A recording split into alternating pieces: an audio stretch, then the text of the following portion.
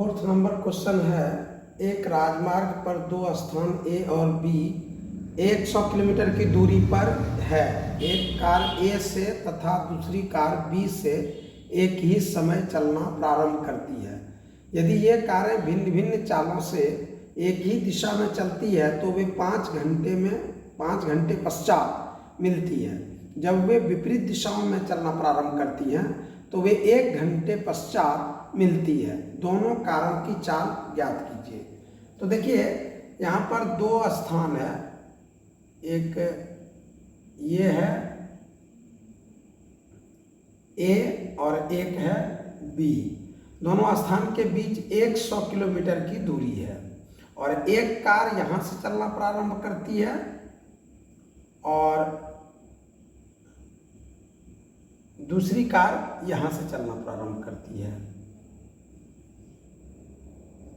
देखिए दोनों कारें जब एक ही दिशा में चलती है तो वह 5 घंटे के पश्चात मिलती है। मतलब ये हुआ, अगर ए से बी की ओर चलती है तो ए के वाले कार की चाल अधिक है बी की अपेक्षा, और यदि बी से ए की ओर चलती है, बी के स्थान पर से चलने वाले कार की चाल अधिक है, तो 5 घंटा लगता है कवर करने में। आखिर ये ए से चलेंगे अगर बी की ओर तो 100 किलोमीटर अधिक तय करना पड़ेगा ए वाले को, और बी से चलेंगे अगर ए की ओर तो बी वाले को 100 किलोमीटर अधिक तय करना पड़ेगा ए से। तो इसी प्रकार जो है, जब दोनों एक दूसरे के विपरीत चलती हैं तो 1 घंटे के पश्चात मिल जाती है। 1 घंटा में तय करने वाले दोनों की दूरी हो जाएगी 100 किलोमीटर। तो देखिए यहाँ पर क्या है कि हम लोग सबसे पहले मानते हैं, माना कि पहली कार की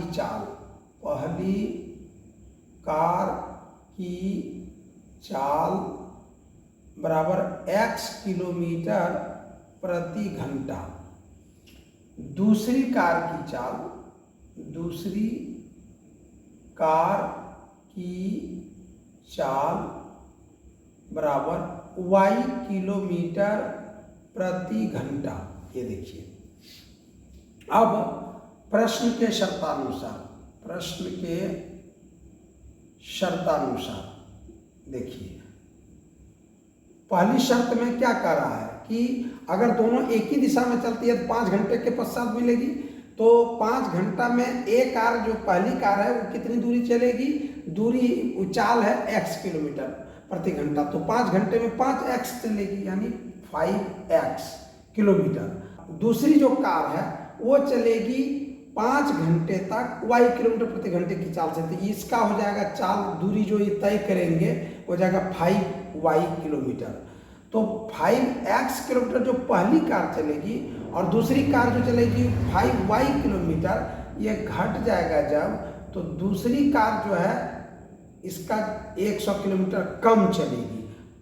ये हो जाएगा हमारा, यहाँ से 5 कॉमन ले लेंगे तो हो जाएगा x minus y equal to 100। ये कट जाएगा 5 से 20 टाइम्स में, तो x minus y equal to हो जाएगा 20। ये हमारा हो गया इक्वेशन नंबर फर्स्ट।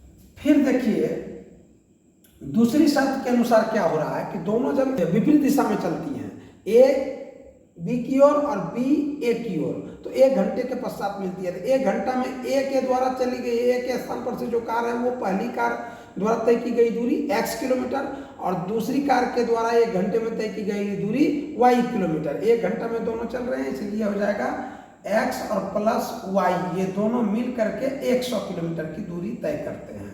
चलिए, हो गया हमारा इक्वेशन नंबर सेकेंड। अब सिर्फ समीकरण 2 और 1 को जोड़ देंगे केवल।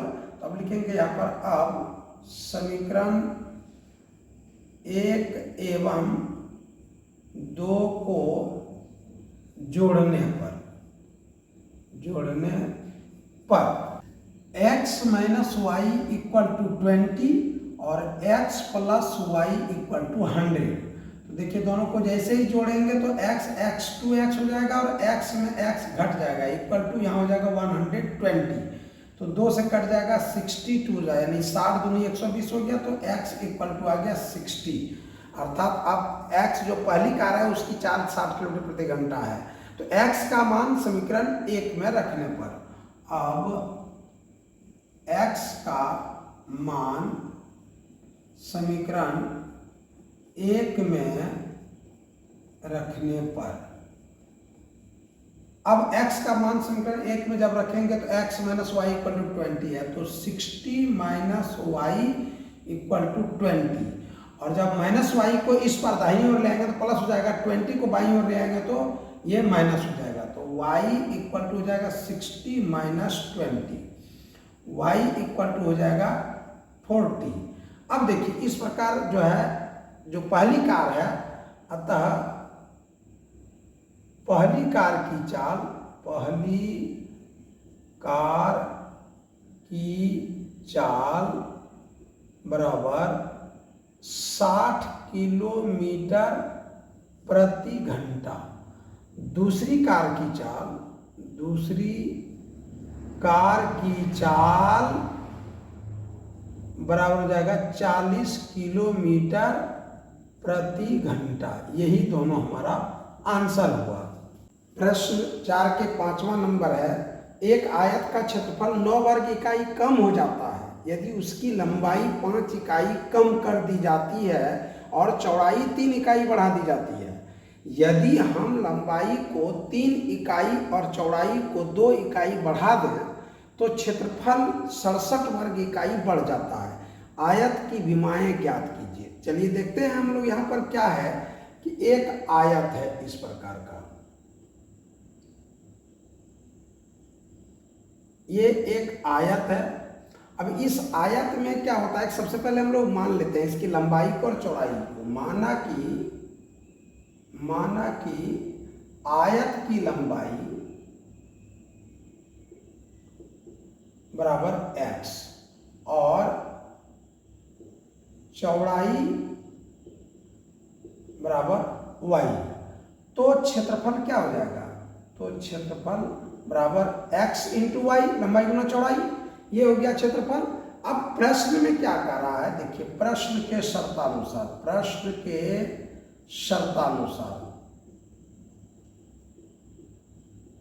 के शर्तानुसार क्या कह रहा है कि अगर लंबाई में 5 इकाई कम कर दी जाए, चौड़ी, ये मान लीजिए कि ये लंबाई हो गई, इसमें 5 इकाई कम कर दी जाती है और चौड़ाई में 3 इकाई बढ़ा दी जाती है, चौड़ाई ये वाई हो गई, इसमें 3 इकाई बढ़ा दी जाती है, तो क्षेत्रफल क्या होता है कि 9 वर्ग इकाई कम हो जाता है। तो प्रश्न के शर्तानुसार देखिए इसमें x में 5 इकाई कम कर दी गई, ये लंबाई हो गई, तो लंबाई गुना चौड़ाई, और चौड़ाई में क्या हो गया, चौड़ाई में 3 इकाई बढ़ा दी गई, तो 3 इकाई जब बढ़ा दी गई तो क्षेत्रफल जो था हमारा एक्स वाई, इसमें 9 वर्ग इकाई कम हो जाता है। देखिए ये हो गया। तब इसको गुना कर लेते हैं x इंटू वाई, तो यहाँ पर हो जाएगा एक्स वाई, और x इंटू 3+3 तो 3y x हो जाएगा, और -5 इंटू वाई तो -5y, और -5 इंटू +3 तो यहाँ हो जाएगा -15 इक्वल टू (xy-9). अब देखिए और क्या हो जाता है, यहाँ पर xy और +3x -5y इक्वल टू, यहाँ -9 था और ये -15 दाहिनी ओर आ गया, तो क्या हो गया +15, और ये xy प्लस xy, तो ये xy और xy कैंसिल हो गया, घट जाएगा, जब बाईं ओर ले आएंगे तो घट जाएगा, और अब देखिए यहाँ पर हो जाएगा 3x - 5y इक्वल टू 15 में 9 घट गया तो 6 बच गया। ये हो गया हमारा इक्वेशन नंबर फर्स्ट। फिर देखिए दूसरा कंडीशन क्या दे रहा है, दूसरा कंडीशन में क्या कर रहा है कि दूसरा कंडीशन कर रहा है यदि लंबाई को 3 इकाई और चौड़ाई को 2 इकाई बढ़ा दें, यहाँ दोनों को बढ़ाने के लिए कर रहा है। ये देखिए ये लंबाई में अगर हम लोग 3 इकाई को बढ़ा देते हैं और चौड़ाई में भी हम लोग 2 इकाई बढ़ा देते हैं तो क्षेत्रफल कहता है 67 वर्ग इकाई बढ़ जाता है। देखिए यहाँ पर हमारा हो जाएगा x + 3, लंबाई में 3 इकाई बढ़ा दी गई और गुना चौड़ाई, चौड़ाई में देखिए तो y + 2 इकाई बढ़ा दी गई, तो जो क्षेत्रफल xy था ये 67 वर्ग इकाई बढ़ जाती है। अब देखिए इसको गुना करना पड़ेगा, x इंटू वाई यहाँ हो जाएगा एक्स वाई अब प्लस x इंटू टू, तो 2x और प्लस 3y, 3 इंटू वाई तो प्लस 3y हो जाएगा ये, और उसका 3 इंटू टू तो 6 हो जाएगा ये, इक्वल टू एक्स वाई अब प्लस 67। अब एक्स वाई और एक्स वाई ये घट जाएगा बाईं ओर लाएंगे इधर तो, और 2x plus 3y equal to यहाँ पर 67 और ये जाकर के घट जाएगा 6, और अब 2x plus 3y equal to 67 में 6 घट जाएगा तो बच जाएगा 61।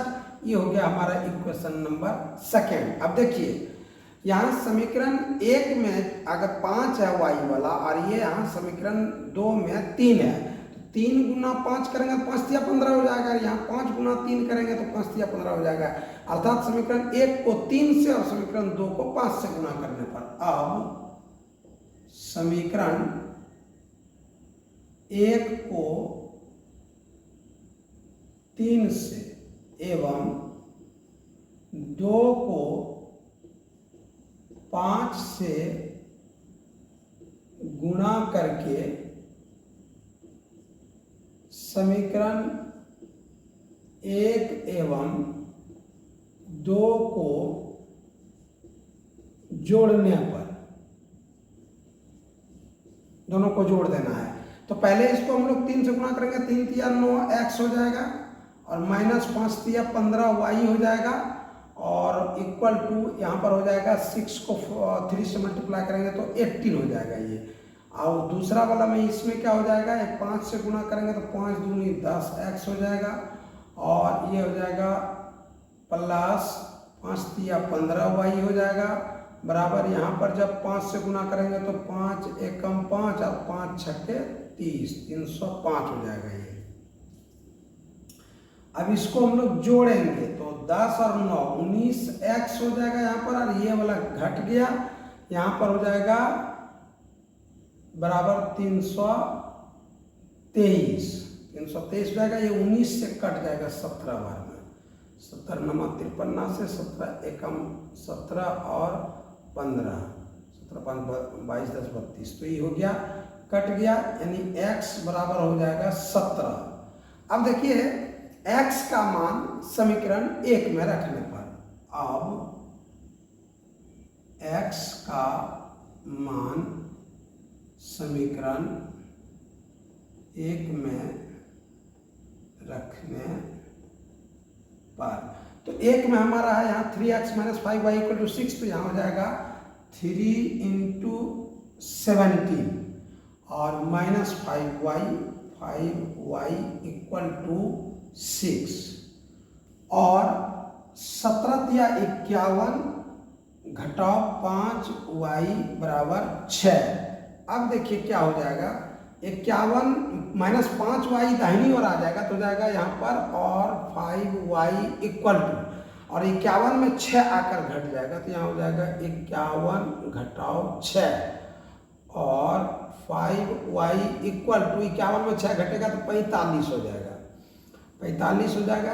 अब 5 से कट जाएगा 5 नमा 45, तो y इक्वल टू 9। इस प्रकार हम क्या देख रहे हैं, लंबाई और चौड़ाई, तो लंबाई x था तो x 17 आ गया, अतः आयत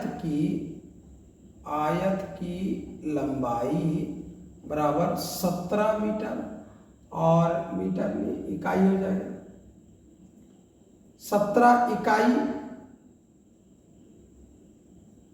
चौड़ाई बराबर 9 इकाई। यही हो गया हमारा आंसर।